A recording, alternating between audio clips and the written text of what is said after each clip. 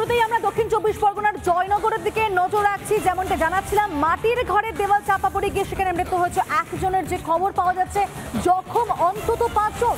দক্ষিণ 24 পরগনার জয়নগরে বকুলতলায় গতকালই মাটির বাড়ি চাপা পড়ে গিয়ে জখম হন 6 জন, আর তাদের মধ্যে একজনের মৃত্যু হয়েছে। একটানা বৃষ্টি হচ্ছে, আর সে একটানা বৃষ্টির জেরে গতকাল হুড়মুড়িয়ে ভেঙে পড়ে বাড়ি। স্থানীয়রা উদ্ধার করে 3 জনকে কলকাতায় স্থানান্তরিত করে, আর তাদের মধ্যেই একজনের মৃত্যু হয়েছে। এই ঘটনায় উদ্ধারকারী সুজাউদ্দিন মোল্লা ঠিক কি জানিয়েছেন শুনবো আমরা। দোকানে বসে যে বিকট একটা আওয়াজ হয়, এবার সেই আওয়াজ শুনতে পেয়ে আমার মনে হয়েছে যে কোনো দেওয়াল ভাঙা আওয়াজ। তখন সঙ্গে সঙ্গে দোকানে যারা ছিল সবাইকে বললাম যে একটা দেওয়াল ভাঙা আওয়াজ পাচ্ছি, তোমরা যে যেখানে আছো দৌড়ে চলে আসো। আমি ফার্স্ট দৌড়ে এসে দেখছি এখানে 2-3 জন ছিল, ওনার বাবা মা, আর তারপরে আমি আসলাম। এবার পিছনে লোকজন আসলো, এসে দেখছি পুরো সবাই 6 জন ফ্যামিলি মাটির তলায় পুরো লুটিয়ে পড়ে আছে। একজনকে মানে খুব কঠিন ইনজুরি হয়েছিল, সে হসপিটালে নিয়ে যাওয়ার পথে মারা গেছে। তো আর 2 জন আছে, প্রথমে আমাদের নিমপিট হসপিটালে নিয়ে যাওয়া হয়েছে, নিমপিট হসপিটাল থেকে রেফার করে চিত্তরঞ্জনে পাঠানো হয়েছে। তো ওখানে চিত্তরঞ্জনে এখনও ভর্তি আছেন। দীর্ঘ টানা বৃষ্টির জেরে খড়ের চালের ঘর, মাটির দেওয়াল নড়বড়ে হয়ে যায় এবং একই পরিবারের 6 জন দেওয়াল চাপা পড়ে। সঙ্গে সঙ্গে গ্রামের মানুষ এবং পাড়ার সবাই ছুটে এসে উদ্ধার করে তাদেরকে সবাইকে নিমপিট হসপিটালে নিয়ে যাওয়া হয় এবং প্রাথমিক চিকিৎসা করার পরে 2 জনকে ছেড়ে দেওয়া হয় এবং 3 জনকে চিত্তরঞ্জনে রেফার করা হয়। পথে যেতে যেতে এই পরিবারের যিনি কর্তা, তার স্ত্রী শাহানারা বেগম সূর্যপুরের কাছে মারা যায়।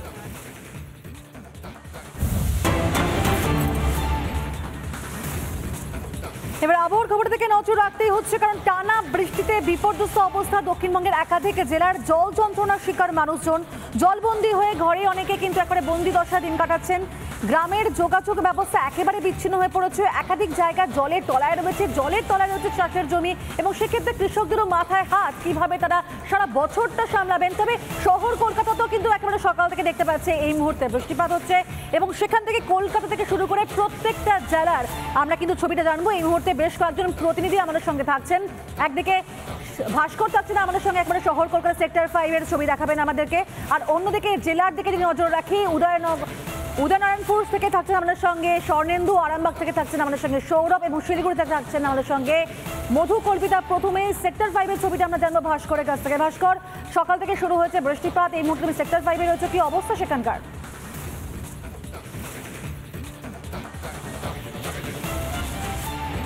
একদমই প্রিয়, দেখো এই মুহূর্তে দাঁড়িয়ে আমি যেখানে দাঁড়িয়ে রয়েছি সেখানে কিন্তু জল জমে গিয়েছে সেক্টর 5 তথ্য প্রযুক্তি তালুক। সেই তথ্য প্রযুক্তি তালুক এই মুহূর্তে কিন্তু জলমগ্ন। আমার ভিডিও জার্নালিস্ট মোহিত ছবি দেখাও। একের পর এক গাড়ি যেগুলো আসছে, সেই গাড়ির ভেতরেও কিন্তু জল ঢুকে যাচ্ছে। কারণ যেভাবে জল জমে গিয়েছে সেখানে দাঁড়িয়ে যাতায়াত করাই কার্যত কঠিন একটা চ্যালেঞ্জ। এবং এই মুহূর্তে আমি এবং আমার ভিডিও জার্নালিস্ট মোহিত তোমাকে গোটা এলাকার ছবিটা ঘুরিয়ে দেখাবো। এই যে রাস্তা, এই রাস্তা কিন্তু সোজা একদম কলেজ মোড় থেকে আসছে, এবং এখান থেকে কিন্তু প্রচুর মানুষ, প্রচুর তথ্য প্রযুক্তি কর্মী বা প্রচুর সাধারণ মানুষ বা অন্যান্য একাধিক অফিসের যারা কর্মী, তারা যাতায়াত করেন। এবং এই মুহূর্তে দাঁড়িয়ে সকাল থেকে যে বৃষ্টি শুরু হয়েছে, সেই বৃষ্টিতে জলমগ্ন হয়ে গিয়েছে গোটা তথ্য প্রযুক্তি তালুক। সেক্টর 5 এর একটা বড় অংশে কিন্তু এইভাবে জল জমে গিয়েছে, এমনকি বাসের যে পাদানি অর্থাৎ যে ফুটরেস্ট, সেখানেও কিন্তু জল ঢুকে গিয়েছে। এই গোটা এলাকার ছবিটা দেখো, আমার ভিডিও জার্নালিস্ট মোহিত কিন্তু ছবিটা দেখাচ্ছে এই মুহূর্তে। এই গোটা যে রাস্তা, গোটা রাস্তা কিন্তু জলমগ্ন, এবং এই জল যন্ত্রণা কিন্তু এই প্রথম এমনটা নয়। দীর্ঘদিনের জল যন্ত্রণা চলে সেক্টর 5 এবং সেই জল যন্ত্রণা এখনও অব্যাহত, এবং কিন্তু হালকা থেকে মাঝারি বৃষ্টিপাতের পূর্বাভাস রয়েছে কলকাতা এবং সন্নিহিত এলাকাতে। এবং এই মুহূর্তে দেখানোর চেষ্টা করছি, একটি বাস আসছে, বা যারা সাধারণ মানুষরা আসছেন তাদের সঙ্গেও অবশ্যই কথা বলার চেষ্টা করব। এবং এই মুহূর্তে দাঁড়িয়ে ছবিটা দেখলেই সহজেই কিন্তু বোঝা যাবে যে ঠিক কোন পরিস্থিতির মধ্যে দিয়ে এখানে যান চলাচল করছে, বা সাধারণ মানুষ যারা রয়েছেন তারা এখানে যাতায়াত করছেন। আমার ভিডিও মোহিত একটু যদি সম্ভব হয় আমার সঙ্গে এসো, যারা সাধারণ মানুষ এখান থেকে যাতায়াত করছেন তাদের সঙ্গে কথা বলবো। দেখতে পাচ্ছি এক সাইকেল আরোহী যাচ্ছেন। দাদা, এ তো কি মনে হচ্ছে, দীঘা বা মন্দারমণি অন্য কোনো সমুদ্র তট? হ্যাঁ, ওর সঙ্গে তুলনা করা যায়, যে অবস্থা হয়েছে দীঘা মন্দারমণির সঙ্গে তুলনা করতে পারেন। সকাল থেকে বৃষ্টি রাতেই এই জল জমে গেল। কিন্তু জায়গাটা অবশ্য নিচু আছে, সেক্টরভাবে অনেক নিচু জায়গা, ওই জন্য এই অবস্থা আজকে হয়েছে। আর এই জল যন্ত্রণা তো প্রত্যেক বছরে বছরে একটু ভারী বৃষ্টিতেই তো জল জমে। হ্যাঁ হ্যাঁ হ্যাঁ হ্যাঁ। এবং অবশ্যই প্রিয় আরও কয়েকজনের সঙ্গে কথা বলবো। এই যে গোটা এলাকাটা এই মুহূর্তে জলমগ্ন, সাধারণ মানুষ তারা কিন্তু কার্যত নাজেহাল হচ্ছেন।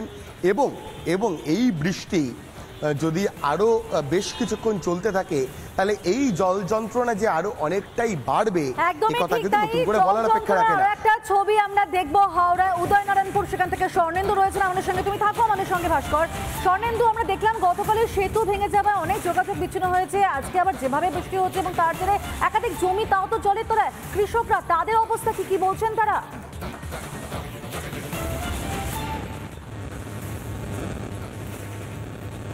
দেখো একেবারেই কিউ যে ঘাটাল মাস্টার প্ল্যান কিন্তু কাজ না করলেও দামোদরের যে মাস্টার প্ল্যান সেটা কিন্তু উদয়নারায়ণপুরে বুঙ্গাটাতে ব্যাপক কাজ করছে। সেই কারণে যে পরিমাণ জল ছাড়া হচ্ছে সেই জল কিন্তু এখনো পর্যন্ত ওভারফ্লো হয়ে বা বাঁধ ভেঙে কিন্তু উদয়নারায়ণপুরে কোথাও প্লাবিত হয়নি। কিন্তু এই যে বৃষ্টির জল, অতিরিক্ত বৃষ্টি, এরপরে দেখানোর চেষ্টা করবো যে চাষের জমি রয়েছে সেগুলো কিন্তু পুরোপুরি জলের তলায় চলে গেছে। এবং জানিয়ে রাখবো উদয়নারায়ণপুর কিন্তু কৃষিপ্রধান এলাকা, 70 থেকে 80% মানুষ কিন্তু এই ধান চাষ বা সবজি চাষ করেই এখানে জীবিকা নির্বাহ করে। তারা ঠিক অবস্থা রয়েছে কথা বলবো এখানে স্থানীয় ব্যক্তির সঙ্গে। West Bengal flood management and এই কাজের জন্য বন্যা প্রতিরোধ হয়েছে, কিন্তু চাষের জল